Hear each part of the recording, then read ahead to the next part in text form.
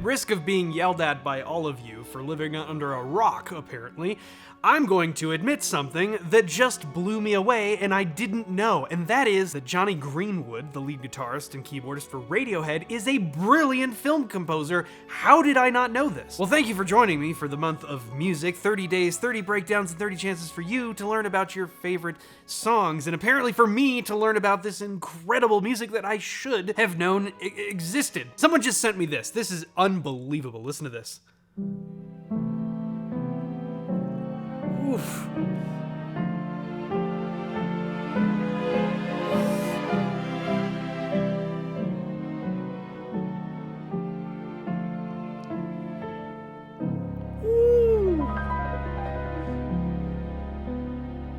Wow.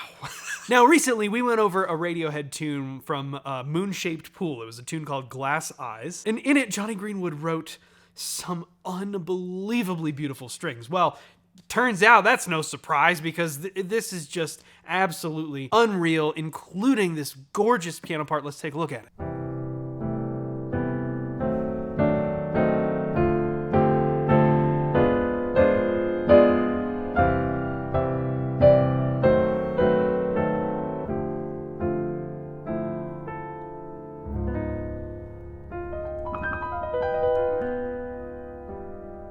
Now, I was able to find this score really well written out. I don't think it's exactly how the recording goes, but maybe that makes sense because if you're trying to make a piano version, you gotta account for all the other instruments that aren't there. But it gets us really close, and the biggest thing that I want to talk about here, especially on this intro, is how simple this chord progression is and just the beautiful development of this melody. I mean, it's almost a complete just scale all the way up and all the way down, landing on a very cool musical device that I feel like we don't talk about enough. There are 4 chords happening here. It is C major, E flat diminished, D minor 7, and G7 with a flat 9. Now, that really cool musical device that we were talking about is already at play in maybe the place that you don't expect it. We're going to get to that in a second, but the first thing I want to talk about is the obvious place that it occurs, and that is at the end of this whole line. We have this beautiful up and down scale.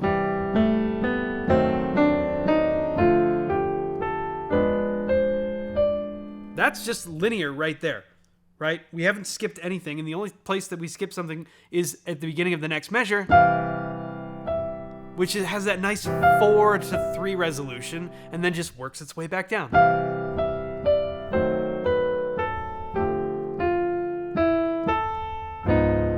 Right here.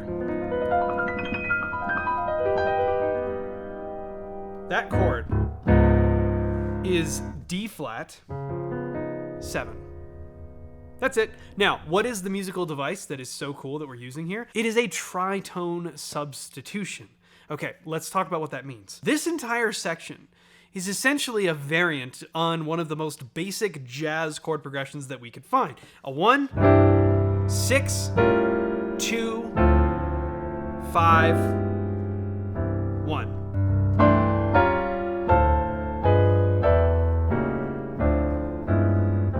One of the most common jazz chord progressions you're going to hear. Now let's talk about what a tritone substitution is. Its definition is in the name. It is a tritone substitution. We are taking out a chord that exists, and instead we are substituting the tritone away from that chord. Okay? Well, the chord we have here is D flat 7. So in order to answer what would normally have been here, we just simply have to go, well, what's a tritone away from D flat? And it's G. Well, that makes a lot of sense because we've played this whole chord progression. We've already used the G7, right? Right here. There's our G7 with a flat 9, so we get this nice crunchy sound. So that's our 5 chord because we're in the key of C, right? 1, 2, 3, 4, 5. That's our 5 chord. So normally it would have been a 5, but instead we used the tritone sub of that. Now, functionally, this is why tritone subs work. It kind of does the same thing, okay? In fact, if we just change the root,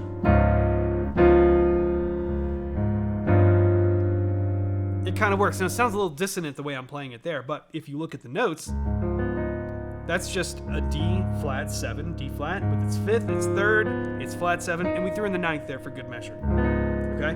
Now, let's play the exact same notes. That right there on G, that works too. It's a flat 9, and it's a flat 13. That's a perfectly valid chord. It sounds a little dissonant, but listen to it in context.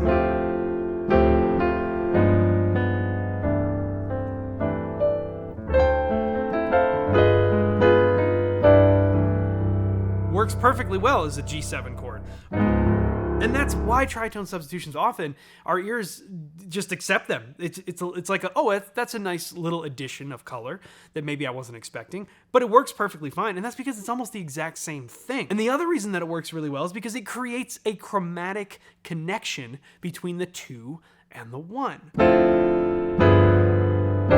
That's a regular 2-5-1. Now, let's do the same thing, but instead of using the 5 chord, let's use the tritone substitution, which is going to be that D flat in this case. It almost sounds exactly the same. If you didn't know what you were listening for, you might miss it. And we get that nice root motion that's just chromatically moving down to the 1. So that's the explanation of this chord that we land on in the intro, but there's another one, and you might have missed it because it's a little more subtle. This chord right here, the E flat diminished, you could make the argument that this is also a tritone substitution. A tritone substitution of what, you might ask? Well, let's make the connection. From E flat, a tritone away, either up or down, is A. What is A in relation to C? It's the 6. And as we said at the beginning, we have 1, 6, 2, 5, 1. One of the most common jazz chord progressions, one of the most common chord progressions just in general. So if we took that 6 chord and we instead made a tritone substitution, we wind up using an E flat chord. And that could work as well.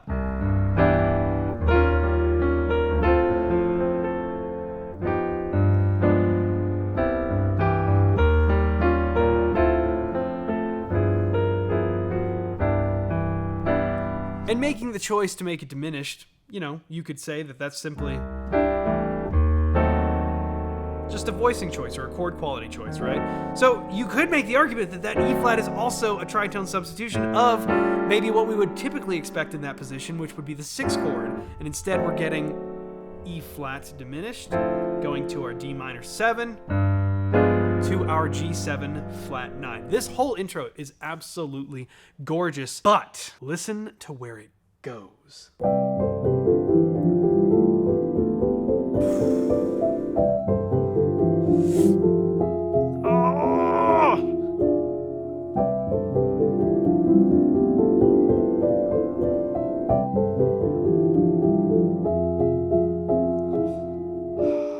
That whole thing, believe it or not, is really just 2 chords.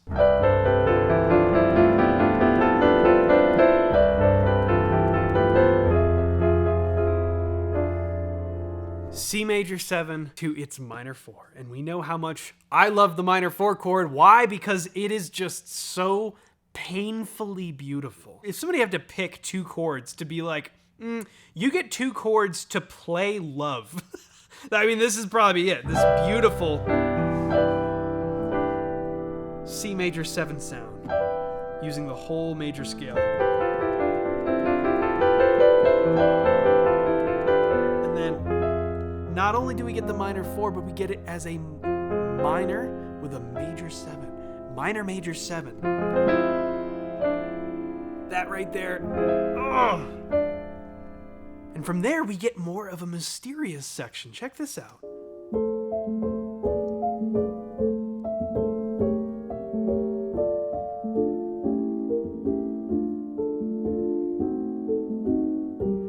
Oof. In come the strings.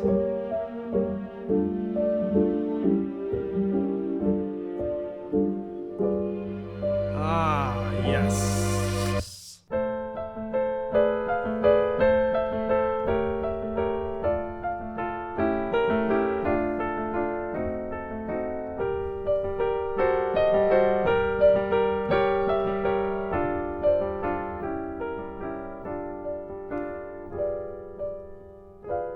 what's going on there. This is actually a fairly simple harmonic motion, but it's incredibly effective, and it all just flows so well. We're using a pedal tone, which just means that we're moving the harmony around, and we're keeping one single note on the bottom, right? Could be here, could be here, could be there, it doesn't really matter.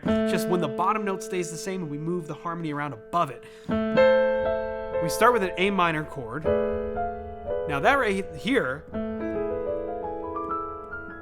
to me, is very clearly an E7, which is the 5 of A minor. So I feel like that's just like a 1-5. But now, this chord is still A minor, but we're taking the whole thing and we're switching it to a dominant with a flat 9, which makes it a 5 chord leading to D minor. Okay, so we've gone 1-5. Now we're going to change key a little bit, or rather modulate. There's a 7 leading to D minor. Same thing, 1-5-1, because that's like a, you know, A7 with a flat 9. This one is cool because it's D7 leading to, as a 5 chord, our new place, and finally we move that root note from A down to G because we have G minor, D7 with a flat 9, G minor. Now this one, where are we going here? It gets a little more convoluted here, but this feels like a, what does this feel like?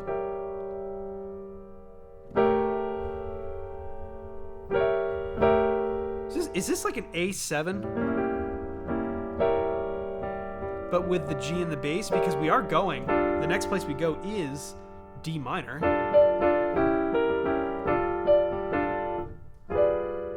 And then we get G7, which sets us up perfectly for...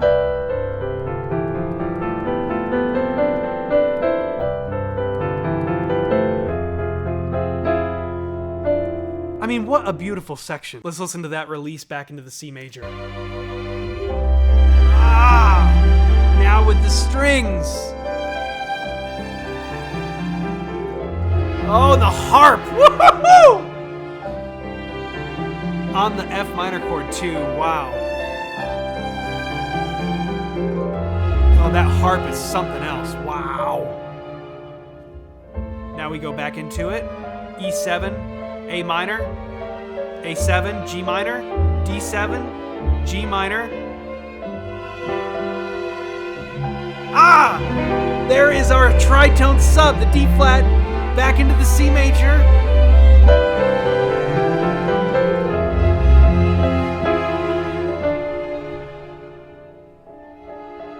Oh, and then we're going to hang out on that for a second. Oof. And now we get this sort of like, the whole thing is held up in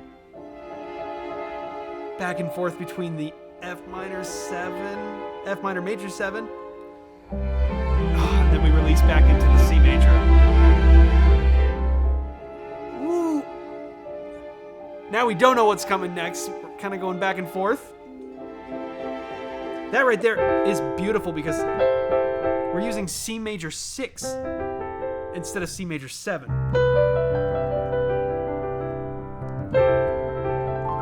Very slight difference, still C major, but it's a different sound quality. Oh, that F minor is just so beautiful. Ooh, and here we go. Listen to that low string. Okay, listen to that again, because the low strings just played a beautiful counter melody. Counter melody, the root motion is beautiful here because, like, listen to this.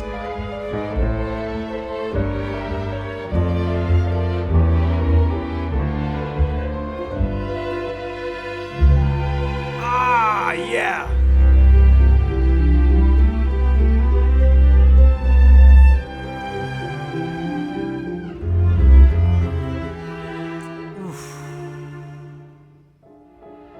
Just absolutely gorgeous string writing.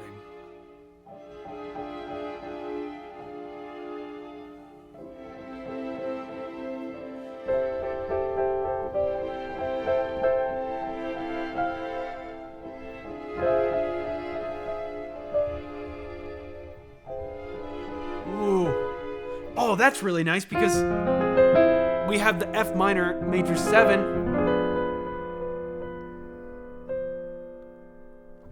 It's almost like we took that. This is really interesting, and this is maybe the last point I'll make about this because we're running out of time. F minor major 7, but the second we do this, that's just G7. It's almost like we took F minor major 7, the 4 chord,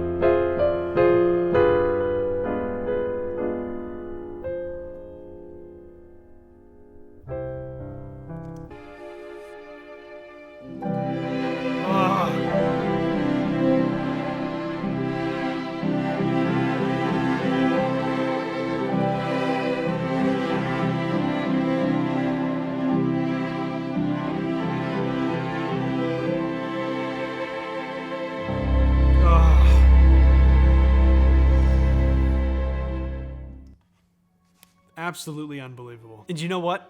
There's a whole album of this. So if you want to hear Johnny Greenwood's absolutely gorgeous writing for cinematic orchestra, check out the soundtrack to Phantom Thread. It is truly something special, and I wanted to share it with you today because I had no idea this existed, and now I feel bad because I should have known. But now we both do. So give this soundtrack a listen. Thank you so much for tuning in to the month of music. We will see you tomorrow.